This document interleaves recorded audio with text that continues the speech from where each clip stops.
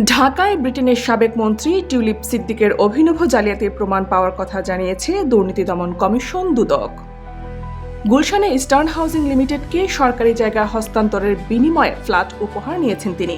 টিউলিপের প্রভাবেই নিয়ম ভেঙে রাজুকের প্রায় 2 বিঘা জমি দখল ও প্লট ফ্ল্যাটের অনুমোদন করিয়ে নেয় ইস্টার্ন হাউজিং।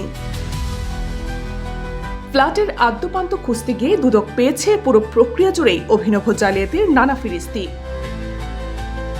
1964 সালে পূর্ব পাকিস্তানের সাবেক প্রধান বিচারপতি ইমাম হোসেন চৌধুরীর আবেদনে তৎকালীন ঢাকা ইমপ্রুভমেন্ট ট্রাস্ট তাকে প্রায় 2 বিঘা জমি 99 বছরের জন্য হস্তান্তর না করার শর্তে বরাদ্দ দেয়।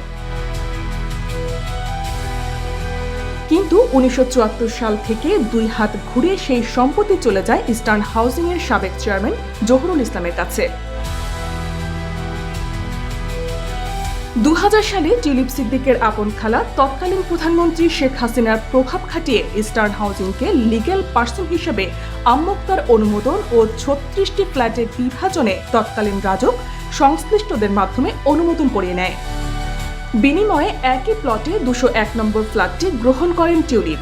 এ ঘটনায় টিউলিপ সিদ্দিক সাবেক রাজক কর্মকর্তা সর্দার মোশাররফ হোসেনকে আসামি করে আগামী সপ্তাহে মামলা করতে যাচ্ছে দুদক। আর এই অনিয়মের দায় থাকলেও মারা যাওয়ায় আসামি করার সুযোগ নেই ইস্টার্ন হাউজিং এর চেয়ারম্যান জহুরুল ইসলাম ও রাজকের সাবেক কর্মকর্তা ডক্টর মোহাম্মদ সেলিমকে।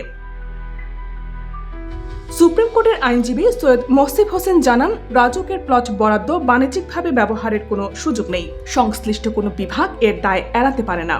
এর আগে দুদকের পূর্বাচলে শেখ পরিবারের 60 কাঠার প্লট জালিয়াতি মামলার হুকুমের আসামি করা হয়েছিল টিউলিপ সিদ্দিককে। গেল মার্চে দুদক ফ্ল্যাটের সন্ধান পেলে আদালতে আবেদনের পরিপ্রেক্ষিতে সেটি জব্দের আদেশ দেয়।